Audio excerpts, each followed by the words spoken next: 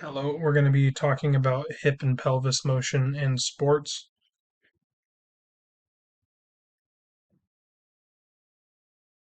For this, I decided to choose field goal kicking as the exercise, and we're going to be discussing the importance of the hip and pelvis and how they are in motion during the act of kicking a field goal. In breaking this down, we're going to talk about four different stages. We're going to have the stance phase, the preparatory phase, movement phase, and then the follow through. So in the stance phase, this you can see right here, he is already in motion, um, but he has just started the motion. So in a common field goal kicking stance, you're going to have your plant leg, which will be the leg that you stand on while you're doing the kick. You'll have your kicking leg, typically with your arms at side, and you're going to be approaching at a angle. Uh, the main motions and muscles that are being utilized in this is you're going to have the hips maybe slightly flexed as they lean forward. Um, Knees are typically going to be extended when they're in the start of the stance phase.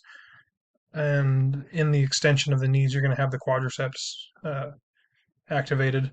And then you're also going to have plantar flexion of the foot, which um, you can kind of see in the picture. But like I said, he's already moving.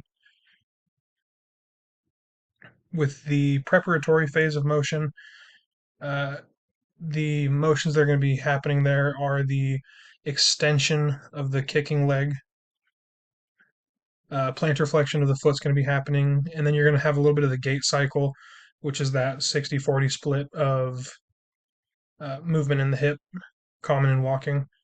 And you're going to have a little bit of your stabilization happening there. That stabilization is going to be happening um, with the abdominals, muscles like the erector spinae, and those are just going to be in preparation for the motion of the kick. The movement phase, you're going to have the hip and knee flexing and extending over the course of the main part of the motion. Again, you're still going to have the plantar flexion of the foot, um, just as the proper angling when delivering the kick. You're going to have a little bit of abduction of the arm. This is going to act as a counterbalance for the body, and a little bit of internal rotation of the hip is going to happen with the gluteus medius and minimus. And then in the extension of the hip, you're going to have your biceps femoris and semimembranosus, as well as your semitendinosus involved.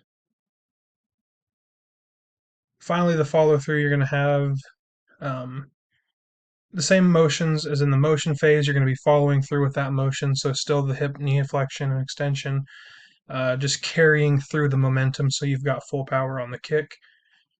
And then we'll break down the video.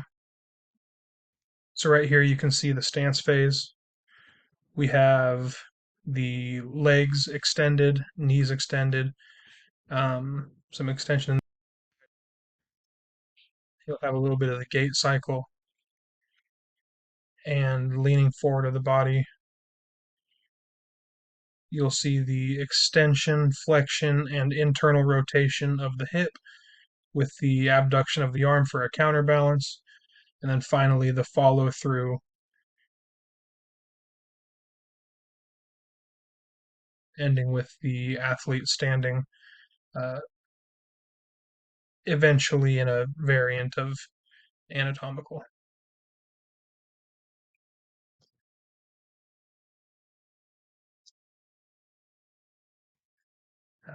And then you got my references. Thank you for listening to my presentation, and I look forward to hearing what you guys have in yours.